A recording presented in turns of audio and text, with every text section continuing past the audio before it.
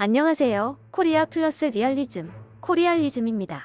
영상을 클릭해주셔서 감사합니다. 2020년, 갑자기 찾아온 바이러스로 전 세계가 혼란에 빠졌습니다. 무방비 상태에서 맞닥뜨린 대전염병에 각국은 국경문을 걸어 잠갔고 자국민들의 이동을 제한했습니다. 바이러스의 유입을 막기 위한 강력한 조치 방법으로 봉쇄의 카드를 꺼내든 것입니다. 그에 따라 최근 발표된 경제 성장률 전망에서 영국은 마이너스 11%를 기록하기도 하는 등 유럽의 국가들은 평균 마이너스 9% 성장률을 기록할 것으로 전망되고 있습니다. 여전히 현재 진행 중으로 현재 전 세계 확진자는 1,500만여 명과 사망자는 60만 명 이상에 이릅니다. 그에 반해 사태 초기 확진자가 대거 나오면서 중국과 함께 위험국으로 분류됐던 한국은 국민의 기본권을 침해하지 않고도 바이러스의 확산을 막으면서 모범 방역국으로 거듭났습니다. 한때 확진자 수 세계 2위를 기록하기도 했던 한국의 방역 대응에 전 세계의 극찬이 이어지기도 했습니다. 한때는 한국의 추적 검사 치료로 이어지는 한국의 방역 모델에 대해 유럽을 비롯한 다른 나라들에서는 회의적인 시선이 많았습니다. 예를 들면 유럽의 딜레마는 개방, 소통, 이동의 자유라는 기반에서 만들어낸 것이 유럽연합이고 이것이 그들이 지향하는 바인데 한국과 같은 추적 방식을 적용하면 이것을 역행한다고 생각한 것입니다. 하지만 한국의 경우 위기 상황에서도 국경의 개방과 이동의 자유를 보장하면서도 방역을 효과적으로 시행했기 때문에 결국 유럽 등지에서는 이상적 모델로 한국을 선택하고 적용하기에 이르렀습니다. 하지만 뒤늦은 적용으로 현재 유럽이 취하고 있는 대응은 그들이 격렬히 반대했던 격리, 통제, 폐쇄로 이어지고 있습니다. 대표적으로 한국의 방식을 적극적으로 수용한 독일은 유럽 내에서는 방역 모범국으로 손꼽히고 있습니다. 독일 대표 언론 슈피겔은 한국은 개방된 사회이며 대량 검사를 실시하는 것은 이동과 여행의 자유를 보장하려 하는 것이다 라고 초창기부터 한국의 대응 방식에 호의적인 입장을 견지한 바 있습니다. 한편 프랑스에서 피해 규모가 한국에 비해 아주 미세할 당시 한국의 대국민 마스크 공급 정책은 실수였다는 인식이 프랑스에 많았습니다. 그 문제와 관련해서 프랑스 정부의 과실과 모순적 대응책에 대한 종합적 평가를 할 시간이 오고 있다며 이제 언론에서는 한국의 성공적 비결이 대대적 검사였다 라고 인정하는 등 프랑스에서도 뒤늦게 받아들이기도 했습니다. 한국을 롤모델로 삼는 나라들이 늘고 세계 각국의 관심이 높아지자 국제사회의 공유 요청에 체계적이고 효과적으로 대응하기 위해 한국은 웹세미나를 진행하고 있습니다. 현재까지 총 110여 개 국가에서 참여한 것으로 집계되기도 했습니다. 이와 같은 상황에 최근 세계적인 명문대학 하버드 보건대학원에서 보고서가 발간되었습니다. 코로나 바이러스의 성공적인 대응 사례로 한국을 꼭 집어 세세하게 분석한 것으로 방역 모범국이라는 깊은 인정과 함께 한국으로부터 배울 점을 제시하고 있습니다. 이 보고서는 수십 페이지로 구성되어 한국의 메르스 사태부터 현재까지 이어지는 일련의 사건들을 나열하고 분석하여 무엇을 배워야 하는지, 어떻게 성공적으로 해낼 수 있었는지에 대한 원인을 찾고 있습니다. 한국을 자세하게 분석한 이 보고서에 담긴 양이 너무 많아 중요 부분을 요약하여 소개해드리겠습니다. 이 보고서의 서론에서는 이렇게 한국을 조명했습니다. 코로나 바이러스에 대한 한국의 대응은 기업을 폐쇄하거나 재택근무를 강요하는 것처럼 다른 고소득 국가들이 채택한 더 엄격한 조치들을 시행하지 않고 전염병 곡선을 빠르게 둔화시켰기 때문에 두드러진다. 한국은 전염병 대비와 대응에서 세 가지 단계, 즉 탐지, 억제, 치료에서 초기 성공을 보여왔다. 애초부터 한국에서 의사결정은 정부와 과학계의 협력이었다.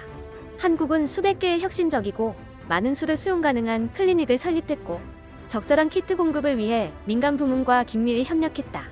발병이 확대되자 약 600개의 진단소를 설치하여 효율적인 검진 및 보건 시스템 외부에서 검진을 실시하였으며 검사 능력은 하루 2만 건에 달했다 라며 잘 실행된 의료체계를 조명하기도 했고 격리와 치료에 이르기까지 한국의 체계적인 시스템을 강조하기도 했습니다. 한국의 준비된 환경은 정부가 신속하고 효과적으로 행동할 수 있도록 했다. 2015년 메르스 발생에 대한 결함 있는 대응 이후 정부는 대비태세를 높이기 위해 보건 시스템을 여러 차례 개혁했다. 또 국민건강보험제도, 풍부한 인적 인프라, 보건복지부, 질병관리본부 등 주요 기관과의 유기적인 관계가 잘 갖춰져 있어 대유행 사태에 대한 훌륭한 결정적인 대응이 가능했던 것이다. 한국은 경제를 재개방으로 전환함에 따라 활동을 제한하지 않고 확진자 수를 낮게 유지하는 방법에 대한 한국의 경험은 다른 나라들에게 추가적인 교훈을 제공할 수 있다. 이 하버드 보건대학의 보고서에서는 단순히 한국의 코로나 대응 방식에 대한 설명뿐 아니라 철저한 의료체계에 대한 배경과 여러 객관적인 자료들을 제시하여 한국이 본보기임을 증명하고 있습니다. 1960년대 이후 한국 경제는 놀라운 속도로 성장했다. 한국은 현재 세계 12위의 경제대국이며 지난 50년 동안의 의료체계의 발전은 경제 발전과 비례해왔다. 1989년에 이미 보편적 의료보험 적용 범위를 달성하였다. 한국의 의료체계는 병원 기반 진료에 초점이 맞춰져 있다. 다른 고소득 국가에 비해 1인당 병원 병상수는 인구 1000명당 12.3병상으로 훨씬 많다. 이는 경제협력개발기구 평균의 2배가 넘는 수치다. 또한 한국의 의료이용은 1인당 연간 16.6건으로 다른 모든 OECD 국가들보다 앞서고 있다. 한국은 건실한 의료 시스템에도 불구하고 2015년 메르스 발생 의심 환자는 17,000명, 사망자는 38명으로 나타났다. 발병 후 6개월 동안 한국인들은 두려움에 떨며 살았고 정부는 진단, 치료, 그리고 다른 대응 활동에 거의 10억 달러를 지출하기도 하면서 약 26억 달러의 관광 수입을 잃었다. 메르스 이후 한국은 대전염병의 대응을 개선하기 위해 정책 변화를 보였다. 코로나 바이러스가 강타했을 때 메르스에 대한 고통스러운 기억은 정부의 초기적이고 공격적인 반응을 불러일으켰으며 사람들 사이에 마스크를 쓰고 접촉 추적 관리원들과 협력하고 그리고 그 밖의 다른 모든 방법을 써서라도 보건 관계자들의 말을 듣겠다는 의지를 불러일으켰다. 예를 들어 공공장소에서 마스크를 착용하는 것은 유행병 초기부터 이미 사회의 규범이 되었다. 최근의 여론조사에 따르면 한국인들은 메르스 사태 때보다 더 많은 사람들이 공공예방규칙을 준수하고 있다는 걸 보여준다. 한국의 질병관리본부는 중국에서 바이러스 표본을 받아 국내에서 첫 사례가 확인되기도 전에 진단도구 개발에 착수했다. 한국은 첫 사례가 보도되자마자 대규모 키트 준비에 주력했다. 한국질병관리본부는 첫 환자 발생 일주일 후인 2020년 1월 27일 민간기업에게 진단시약을 생산하도록 지시했다. 그 수는 3월 11일 하루 최대 10만 키트에 달했고 4월 24일까지 118개 기관이 진단검사를 실시할 수 있었다. 확진자가 급증하는 동안 보건 공무원들은 수용 능력을 증가시키기 위해 혁신적인 접근법을 사용하여 600개의 선별 진료소를 열었다. 예를 들어 드라이브스루 진료소는 기존의 선별 진료소보다 3배나 많은 표본을 수집할 수 있었다. 3월 말까지 한국은 총 30만 건 이상의 테스트를 실시했는데 이는 당시 미국보다 1인당 40배 이상 높은 비율이다. 한국 정부는 민간 기업이 소유한 공공시설과 수련원을 임시 격리병동으로 개조했다. 가정 내 전염을 막으면서 코로나 환자를 돌보는 것과 병상 부족을 해소하는 두 가지 이유가 있었다.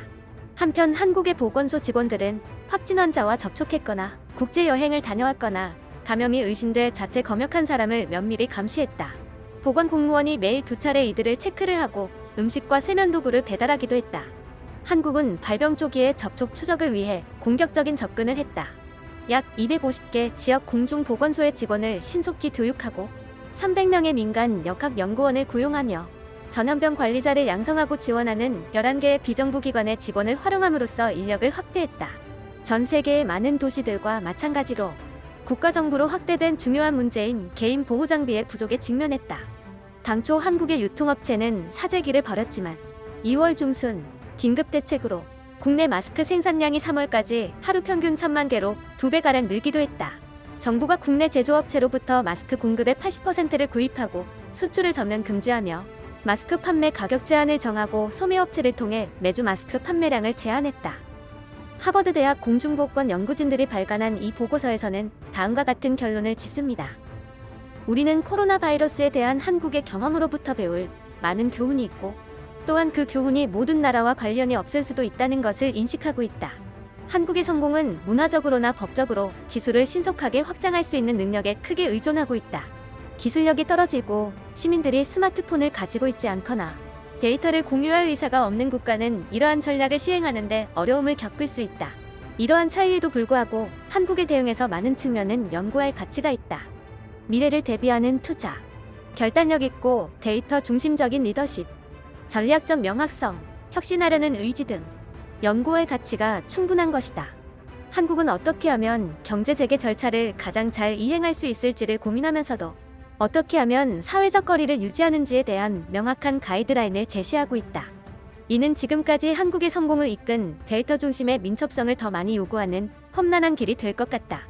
예를 들어 경제를 재개한 지 불과 며칠 만에 서울의 5개 술집을 찾은 남성으로 인해 100여 건의 발병으로 이어졌었다. 하지만 보건당국은 약 6만여 명 이상의 관련 사람들을 검사하고 추적하는 등 한국의 역량을 증명하기도 했다. 하버드 대학원이 공개한 이 보고서에서도 놓치지 않은 포인트처럼 한국 국민들은 과거의 실패를 배움과 성찰의 기회로 활용했습니다. 끝나지 않은 바이러스와의 전쟁에서 한국의 역할이 더욱 중요해지고 있는 상황입니다. 여러분들은 어떻게 생각하시나요? 코리알리즘은 더 좋은 내용으로 찾아오겠습니다. 구독과 좋아요는 정말 큰 힘이 됩니다.